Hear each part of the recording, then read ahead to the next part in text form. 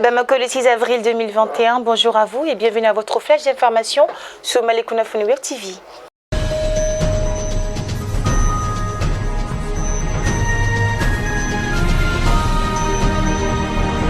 Un nouveau bilan de l'attaque vendredi dernier contre le camp de la MINUSMA dans la localité de Aguelok. La MINUSMA a perdu 4 hommes. Des ratissages opérés dimanche et lundi par les casques bleus dans le secteur d'Aguelok ont porté à plus de 40 djihadistes tués. Après les derniers ratissages effectués dans les environs de Aguelok, les casques bleus de nationalité tchadienne ont découvert de nouveaux corps de djihadistes. Au total, du début des événements vendredi à ce lundi, 41 corps d'assaillants ont été retrouvés.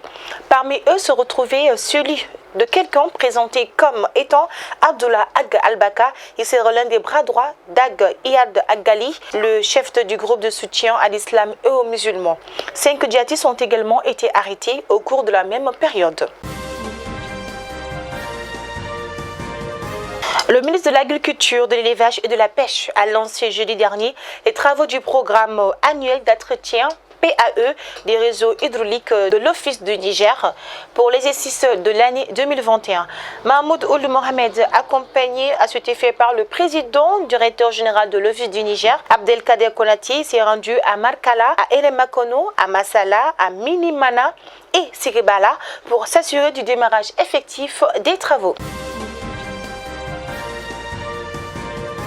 Le samedi 3 avril 2021 à Bamako, le CGM OMVS et le consortium Envol Tech Sonatel ont signé une convention de partenariat afin de faciliter l'accès à Internet pour les pays membres de l'OMVS. La cérémonie de signature s'est déroulée en présence du ministre de la Communication et de l'Économie numérique, Dr Amadoun Touré, et du haut représentant de l'OMVS, Ahmedjan Semiga. Après des conférences de presse, des sittings dans les marchés pour amener le gouvernement à baisser les prix des denrées alimentaires de première nécessité qui ont flambé, les responsables du Front contre la vie chère au Mali n'indiquent toujours pas. Le 1er avril 2021, ils ont organisé une assemblée générale qui a regroupé les leaders de plusieurs associations qui se sont ralliés au Front. Le but de la dite assemblée, selon eux, et de manifester leur mécontentement face à l'incapacité du gouvernement, notamment du ministre de l'Industrie, du Commerce et de la Promotion de l'Investissement, Harouna Niang, à baisser les prix de l'huile, de la viande, du pain, de la farine, etc. S'il ne peut pas, qu'il démissionne, qu'il rende le tablier, disent les responsables du Front. Section d'avril du CNT et un agenda très chargé. En plus du vote des lois, la section sera marquée par des interpellations des ministres, des visites de terrain, des commissions ainsi que des stages de renforcement des capacités des membres du CNT et du personnel parlementaire.